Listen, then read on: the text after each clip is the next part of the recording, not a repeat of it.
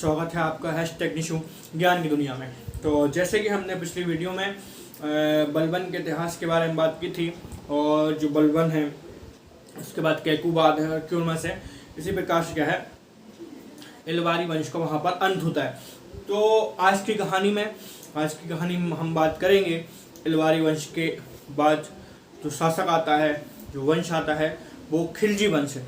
तो खिलजी वंश पर आज हम चर्चा करेंगे। तो ये कहानी के रूप में आप उसको ज़्यादातर समझ पाएंगे और कहानी के रूप में ही क्या है आपको उसको सुनना है। और मेरे जितने भी ये सारे लेक्चर हैं किसी भी राजा के बारे में वो एक प्रकार से क्या है कहानी के रूप में ही दिए गए हैं, ताकि क्या है आपको सुनने में ज़्यादा इंटरेस्टेड हो।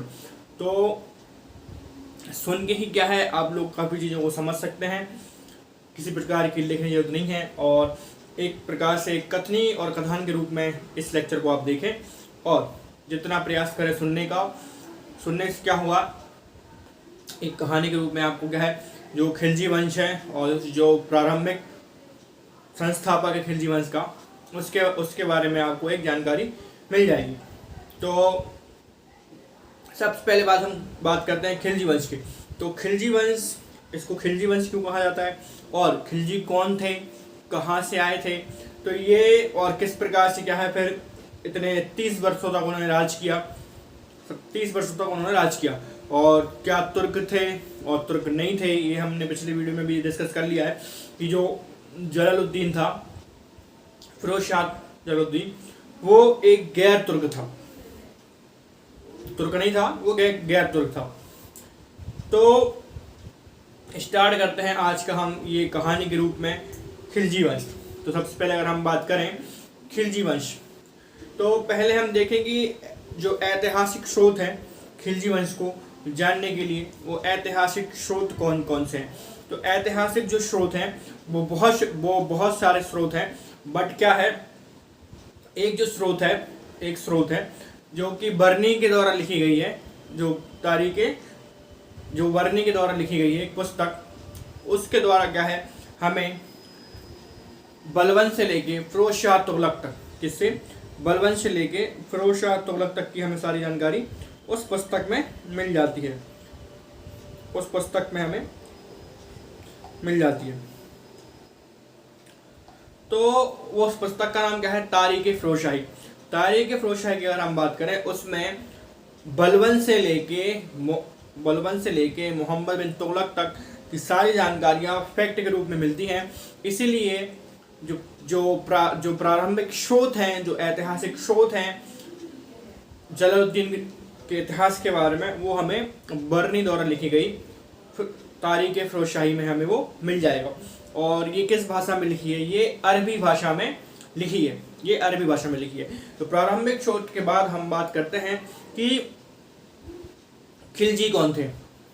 तो बेसिकली अगर हम बात करें खिलजी, अफगानिस्तान में एक खिल्ज जगह है, वहाँ के रहने वाले कबीलाई लोग थे। कौन थे, अफगानिस्तान में एक खिल्ज क्षेत्र है, वहाँ पर क्या है जो खिल्ज है वो इनके कबीलाओं का नाम था। वो क्या था, जो खिल्ज है वो इनके कबीलों का नाम था और उसी के वेश पर क्या है इन्होंने अपने लास्ट में पीछे खिल्ज लगाना चालू कर दिया। तो इसलिए इनको खल्ज या खिलजी वंश भी कहते हैं। और इनके जो पूर्वज हैं वो बलबन के समय क्या है भारत आए थे।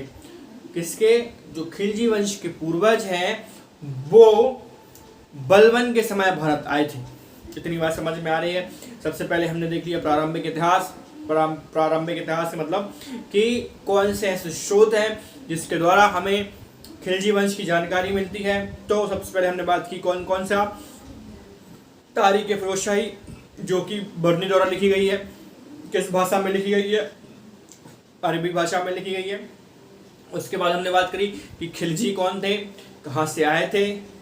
तो खिलजी अफगानिस्तान में एक खिल्ज क्षेत्र है, वहीं पर क्या है कबीलाई लोग थे और इनको क्या है कबीला का नाम खिल्ज था, इसलिए इन्होंने क्या है अपने बाद में लास्ट में क्या है खिलजी लगाया और इसको खिलजी या खिलजी भी इस वंश को कहते हैं। तो इतनी तक की बात आपको समझ में आ चुकी है, ठीक है। तो जो ये आए थे भारत के समय बलबन के समय, तो जब बलबन के समय ये आए थे तो ये एक सैनिक के रूप में आए थे। क्या है, बलबन के ही क्षेत्र अधिकार में कार्य करते थे, बलबन के ही क्षेत्र अधिकार में कार्य करते थे। जैसा कि हमने सुना था, सैनिक के रूप में क्या है, जलालुद्दीन काम किया करता था बलबन के राज्य में। सेनापति के बाद क्या है, फिर उसको राज्यपाल बना दिया गया। राज्यपाल के बाद उसको शास्ता की उपाधि दी गई, और शास्ता की उपाधि के बाद क्या है, जब जलालुद्दीन को देखा कि अब बलबन के बाद, चूंकि बलबन की मृत्यु हो गई थी, और बलबन की मृत्यु होने के बाद कोई भी ऐसा योग्य राजा नहीं बचा था जो कि क्या है, जो बलबन द्वारा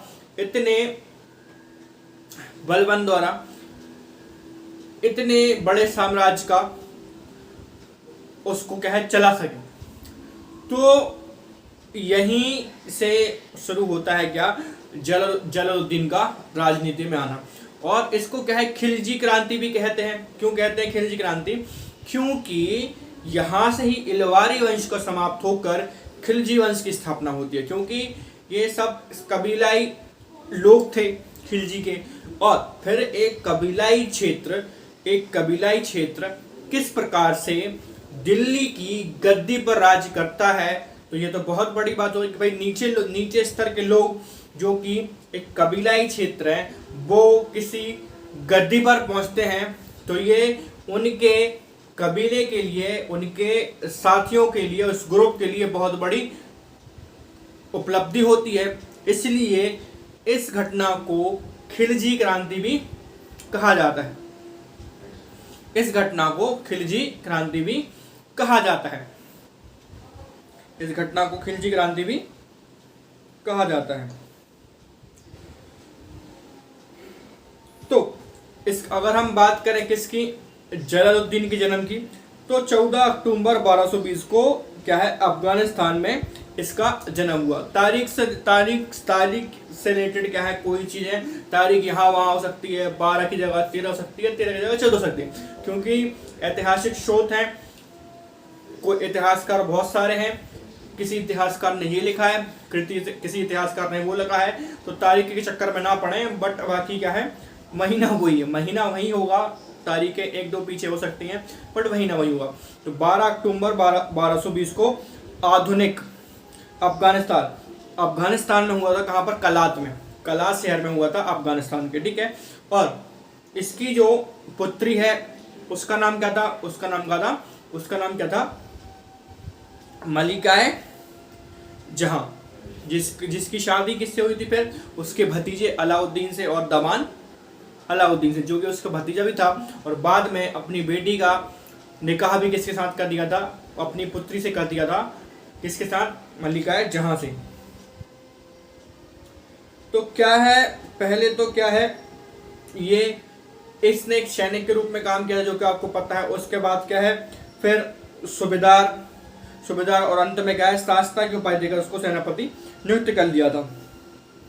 यहाँ तक की स्टोरी आप समझ गए होंगे। तो इसके बाद क्या होता है कि फिर जो जलालुद्दीन है वो हत्या कर देता है। किसकी? जब उसको देखता है कि भाई अब बहुत साल सेवा कर ली है और बहुत साल क्या है हमने दे दिए हैं राज्य को। उसके बाद क्या, जब उसको दिखता है कि अब वहाँ पर कोई भी ऐसी शक्ति नहीं है जिससे उसके वो अधीन रह सके, तो जो क्या है, कैकुबाद के ही समय से वो अपने राजनीति में क्या है, उसका राजनीतिक हस्तक्षेप होने लगता है। और कैकुबाद के समय ही क्या है, दो तुर्की दल बना दिए जाते हैं। ये सबको पता है कि 2 तुर्की दल बनाए जाते हैं, और 2 तुर्की दल बनाए जाते हैं। इसमें से क्या है, जो तुर्क दल में विवाद होता है, और फिर क्या है, वो क्यूमर्स को गद्दी पर बैठाया जाता है 3 वर्षीय। और बाद में क्या है, जलालुद्दीन है वो उस 3 वर्षीय बालक की हत्या कर देता है, और इस प्रकार से क्या है, वो गद्दी पर बैठ जाता है। तो ये थी जलालुद्दीन की गद्दी पर बैठने तक की कहानी। अब आगे बढ़ते हैं कहाँ पर, कि जलालुद्दीन क्या है, अपना जो राज्याभिषेक है वो 13 जून 1290 को कहाँ पर कराता है? किलोरी या कुलगढ़ी या किलोरी किलो किलोखरी या किलगढ़ी, जो कि क्या है आधुनिक पंजाब में है, जो कि कहाँ पर है आधुनिक पंजाब में है। किलोखरी या किलगढ़ी जो कि आधुनिक पंजाब में है, तो वहां पर क्या है अपना राज्याभिषेक कराता है। उसके बाद क्या होता है, जब यहाँ का राजा बनता है तो क्या है फिर वहाँ जब जलालुद्दीन राजा बन जाता है तो वहाँ के जो अमीर तुर्क हैं और जो वहाँ पर जो अमीर जो राजा हैं पर उनके दरबार में क्या है वो आने जाने लगता है। उसके बाद अगर हम बात करें, उसके बाद क्या है, लेकिन इसका जो स्वभाव था किसका, जलालुद्दीन का स्वभाव कैसा था, भावुक था। तो यही भावुकता के कारण उसने क्या है, क्योंकि बलबन के प्रति समर्पित था, पहले थोड़ी ना ये राजा हो गया था, क्योंकि बलबन के प्रति समर्पित था तो इसने क्या है पहले जो कड़ा मानिकपुर है उसका उसको वहाँ का जो सूबेदार है ना, वहाँ का सूबेदार क्या है मलिक छज्जू को बनाया था। मलिक छज्जू कौन है, बलबन के भतीजे। तो जो जितने भी मतलब राज्य के जो बड़े बड़े पद थे इसने किसको दिए थे, बलबन के जो रिश्तेदार हैं उनको दिए थे। क्योंकि इस बात पर जो गैर तुर्क हैं, जो कि इसको जिताया था जिसने, गैर तुर्क हैं वो बड़े नाराज हुए। क्योंकि जिसने जिताया है उनको ही पद नहीं मिल रहे थे। क्योंकि लेकिन क्या है इस भावुकता थी किसमें, जलालुद्दीन में। उस वजह से उसने जो बलबन के रिश्तेदार थे उसको क्योंकि क्या है उनके रिश्तेदार को पहले से ही ऐसा लगता है कि अनुभव होगा, तो उस अनुभव के आधार पर ही क्या है उनको बड़े पद के रूप में उनको नियुक्त किया था। तो मलिक छज्जू जो कि क्या है बलबन का भतीजा था, उसको कड़ा मानिकपुर का सूबेदार बनाया। लेकिन बाद में जब वहां पर विद्रोह की सीमा हुई या विद्रोह मचने लगा तो फिर चेंज कर दिया और अपने भतीजे अलाउद्दीन को कड़ा मानिकपुर का सूबेदार बना दिया। यहां तक की बात आपको क्लियर है। अब इसके बाद अगर हम बात करें जो फिरोज शाह है उसके आक्रमणों की बात करें, किसके आक्रमणों की बात करें, तो आक्रमणों की अगर हम बात करें तो 1292 और 93 में क्या है, उलुग खां के नेतृत्व में, किसके, उलुग खां के नेतृत्व में मंगोल ने भारत पर आक्रमण किया था। कब, 1292 और 93 में उलुग खां के नेतृत्व में क्या है मंगोलों ने भारत पर आक्रमण किया था। लेकिन क्या है जलालुद्दीन ने क्या है मंगोल से संधि कर ली थी और उलुग खां के साथ अपनी पुत्री का विवाह कर दिया था। तो 92 और 93 में क्या है उलुग खां के नेतृत्व में मंगोलों ने भारत में आक्रमण किया था, पर जो जलालुद्दीन ने मंगोलों से संधि करके उलुग खां का विवाह अपनी पुत्री से कर दिया था। उसके बाद क्या है उलुग खां ने अपने सभी सैनिकों के साथ और सभी सैनिकों के साथ क्या है जो इस्लाम धर्म को कबूल करके क्या है यहीं पर रहने लगे थे। और बाद में क्या है मंगोलपरी जो कि दिल्ली के पास है, वहां पर क्या है यही नए मुस्लिम कहलाने लगे थे। तो सबसे पहले क्या है जलालुद्दीन ने संधि करी, उसके बाद क्या है उलुग खां और उसके जितने भी साथी सैनिक थे उन्होंने क्या है इस्लाम धर्म को कबूल किया। और जो पहले मंगोल थे अब क्या है वो क्षेत्रीय मुसलमान जो कि क्या है मंगोलपुरी दिल्ली के पास वहीं पर क्या है जो नए मुसलमान के रूप में बस गए। इसके बाद क्या है जलालुद्दीन ने अपना जो पहला मतलब अभियान है वो कहां पर किया, रणथंबोर के विरुद्ध किया था। लेकिन क्या है किले की मजबूती स्थिति को देखकर क्या है उससे क्या है जीतने की इच्छा छोड़ दी थी उसने। किला जो रणथंभौर का किला था भारी मात्रा में मजबूत था, क्योंकि किले को भेदना हर किसी के लिए पॉसिबल नहीं है। जो किला है वो भारी मात्रा में, उसको किले को भेदना हर किसी के बस की बात नहीं है। तो पहला जलालुद्दीन ने जो अपना पहला अभियान है वो रणथंभौर में किया, पर क्या है वहां वो उसको भेद नहीं सका और अपनी सेना को बहलाने के लिए उसने कह दिया कि रणथंभौर की हमें क्या जरूरत, हम तो दिल्ली पर ही शासन करेंगे। और उसको अपने क्या है सैनिकों की बड़ी चिंता थी, यही उसने बात कही अपनी क्या है जो सैनिक हैं उनका मनोबल बनाने के लिए कि हमें इतनी धन संपत्ति नहीं चाहिए, एक सैनिक का खून उसके लिए बहुत मायने रखता है। तो इस प्रकार से उसने सेना को बहलाया कि भाई हमें नहीं चाहिए। लेकिन वास्तव में जो रणथंभौर का किला था इतना मजबूत था, उसको भेदना किसी के लिए आसान नहीं था। आगे की बात करें 1292 में क्या है, अलाउद्दीन खिलजी के नेतृत्व में, किसके नेतृत्व में, अलाउद्दीन के खिलजी के नेतृत्व में भिलसा पर विजय प्राप्त की थी और भिलसा से अपार धन की प्राप्ति हुई थी। तो भिलसा अगर बात करूं मैं तो भिलसा किधर पर है, जो भिलसा है वो मध्य प्रदेश में है, जो भिलसा है वो मध्य प्रदेश में है। तो जब 1292 में किसके नेतृत्व में जलालुद्दीन के जितने भी युद्ध लड़े गए हैं उसका नेतृत्व अलाउद्दीन ने किया है, उसका सारा का सारा नेतृत्व किसने किया है, वो अलाउद्दीन ने ही किया है। तो जब 1292 में अलाउद्दीन ने भिलसा पर विजय प्राप्त की और अपार धन संपदा मिली तो उसके मन में क्या हो गया, लालच आ गया।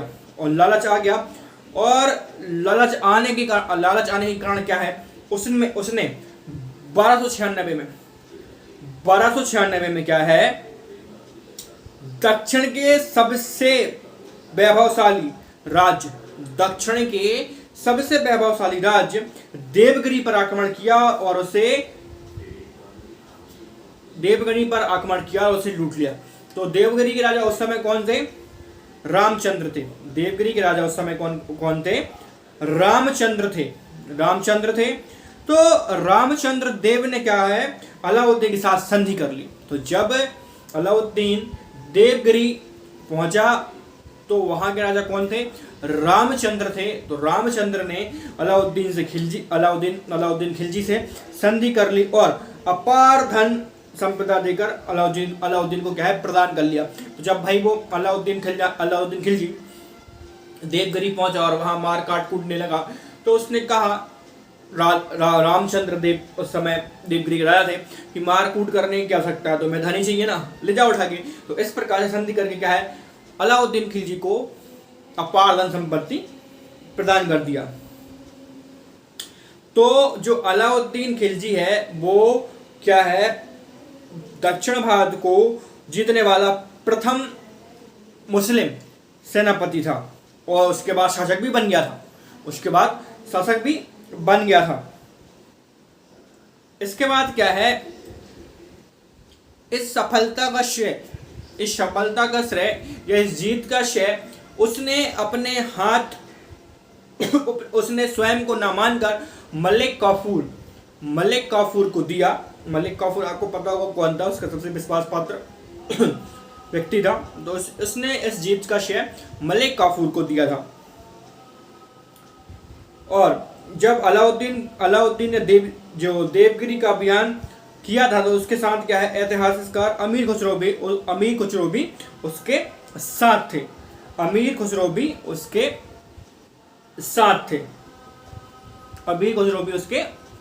थे। अगर हम वही बात करेंगे इसकी फिरोज शाह खिलजी की मृत्यु की बात करें कि उसकी मृत्यु कैसे हुई। तो मृत्यु के बारे में क्या है, बर्नी ने पहले लिखा है। बर्नी ने क्या लिखा है उस जलालुद्दीन खिलजी के बारे में, कि जलालुद्दीन खिलजी ने पत्र लिखकर, अलाउद्दीन खिलजी ने जलालुद्दीन खिलजी को पत्र लिखकर कहां पर, कड़ा मानिकपुर आने का आमंत्रण किया। कड़ा मानिकपुर आने का निमंत्रण पहुंचाया और कहा, देवगिरी से लूटा सारा धन आपको वापस कर दूंगा, लेकिन आमंत्रण में कुछ शर्तें भी थी और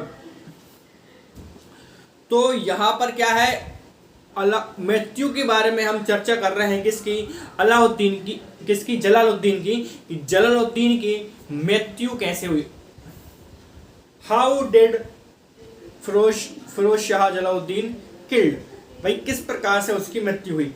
तो यहाँ पर क्या है, जब चूंकि देवगिरी का जो अभियान है वो अलाउद्दीन ने बगैर अनुमति के का चालू कर दिया था। जलालुद्दीन ने बिल्कुल नहीं बोला था कि आप देवगिरी पर जाओ और हमला करो, लेकिन धन की अत्यधिक लालसा और राज महत्वाकांक्षा के कारण क्या है, अलाउद्दीन ने देवगिरी पर बिना जलालुद्दीन के परमिशन के आज्ञा से आक्रमण कर दिया। तो यही चूंकि क्या है, जलालुद्दीन नाराज था किससे, अलाउद्दीन से। तो अलाउद्दीन ने पत्र लिखकर जलालुद्दीन को कहा कि आप कड़ा मानिकपुर आ जाओ, लेकिन आने में कुछ शर्तें भी हैं। तो शर्त कौन कौन सी थी कि आप बगैर सेना के आएंगे, मतलब आपको बिना सेना के आना है आपको, मतलब किसी भी अंगरक्षक को साथ में भी नहीं लाना है। तो वैसे ही हुआ, जलालुद्दीन पहुंच गए, और जैसे ही जलालुद्दीन पहुंचे, अलाउद्दीन उनके पैरों में गिरकर उनसे माफी मांगने लगे। पर क्या है, उसी समय अलाउद्दीन के इशारे पर मोहम्मद सलीम ने आक्रमण कर दिया। उसका जो विश्वास पात्र था सलीम, उन्होंने क्या है, जलालुद्दीन पर आक्रमण कर दिया। जलालुद्दीन खिलजी घायल अवस्था में नदी की तरफ चिल्लाते हुए भागा और कहा कि धोखेबाज जलालुद्दीन, तूने ये क्या किया। उसके बाद क्या होता है कि अलाउद्दीन खिलजी के अंगरक्षक खुद ने क्या किया, जलालुद्दीन फिरोज शाह का सिर धड़ से अलग कर दिया और कटे हुए सिर को 20 दिन तक कड़ा मानिकपुर और अवध की सीमा पर घुमाया। तो इस प्रकार से जलालुद्दीन की मृत्यु हुई थी। यहाँ पर भी धोखे से मारा गया किसको, जलालुद्दीन को। पहले माफी मांगने के बहाने बुलाया किसने, अलाउद्दीन ने, और माफी मांगने के चक्कर में क्या है, उसको धोखे से उसके जो विश्वास पात्र आदमी है अलाउद्दीन के, उन्होंने क्या है, उसको मार डाला और 20 दिनों तक कड़ा मानिकपुर और अवध की सीमाओं पर घुमाया। तो इससे दोनों राजाओं की विशेषताओं पर चलता है कि अलाउद्दीन किस प्रकार की राजा था और जलालुद्दीन किस प्रकार का राजा था। तो सबसे पहले एक ऐसी कहानी है, जैसे कि जैसा अलाउद्दीन ने किया वैसा ही तो पाया। उसने भी तो 3 वर्षीय क्यूमर्स की हत्या करके राजा बना था और धोखे से ही हत्या की थी, षड्यंत्र रच के। तो उसके साथ भी तो वैसा ही हुआ, भाई। अगर आप वही है कि जैसा करोगे वैसा ही ना भरोगे, तो वही उसके साथ भी हुआ। उसके जो सगा भतीजा था या दामाद था, उसने उसको धोखे से मारकर उसका किस्सा खत्म कर दिया। तो ये होता है दोनों राजाओं के, यहाँ पर क्या है, लेकिन दोनों राजाओं की नीति का भी पता चलता है। चूंकि जलालुद्दीन 70 वर्ष का राजा था, मतलब जो 70 वर्ष की आयु में तो उसको क्या है, राज सिंहासन मिला था। अब 70 वर्ष की आयु में उसकी जो नीतियां थी बड़ी डिप्लोमेटिक थी। डिप्लोमेटिक से तात्पर्य क्या है कि हर काम को क्या है, एक बुद्धिमत्ता से या संयम से उसकी नीति बड़ी शिथिल थी। जैसे रणथंबोर में अब किला नहीं जीत रहा तो छोड़ दो, यही अगर अलाउद्दीन होता तो उसको चाहिए, क्योंकि वो यंग एज में राजा ना। अब यही आप एक 70 साल की और एक 25 साल के राजा में अंतर कर सकते हैं। 70 साल का जो राजा है वो बड़ा डिप्लोमेटिक सोचेगा और उसको खून खराबा पसंद नहीं होगा। तो यहीं पर आप उसकी एक और डिसीजन से उसका अंदाजा ला सकते हो कि एक राजा जा रहा है कहां पर, अपने कोई सिपाही से मिलने या अपने कोई रिश्तेदार से मिलने। ये तो वही बात हो गई ना।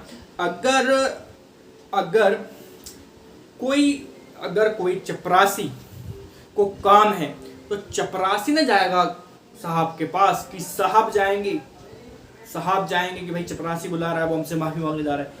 तो यही केस हुआ किसमें, जलालुद्दीन केस में, कि भाई जलालुद्दीन जा रहा है किसके पास, अलाउद्दीन के पास।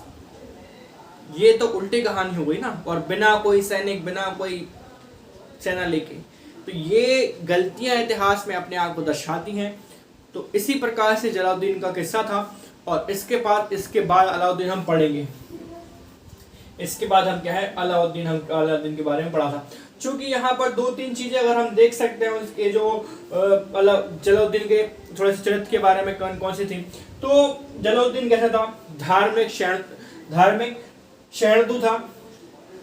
कैसा कि भाई वो सभी धर्मों का आदर करता था, लेकिन इसकी धार्मिक क्षमता एक किसी अवसर पर दिखाई नहीं दी, जब क्या है सिद्दी मलाका के अशिष्ट व्यवहार पर क्या है सुल्तान ने उसको हाथी से कुचलवा दिया था। तो कहीं वो अपने आप को मानता था कि धार्मिक क्षमता है, बट ये इस चीज को नहीं दर्शाती है। और उसके बाद क्या है, जब रणथंबोर, तो ये भी धार्मिक जो क्षमता है, ये बात भी उस पर आदि लागू होती, आदि लागू नहीं होती, क्योंकि जो रणथंबोर का किला उसने नहीं जीता था, उसके बाद उसने कई हिंदू मंदिरों को नष्ट कर दिया था। उसके बाद अगर हम बात करें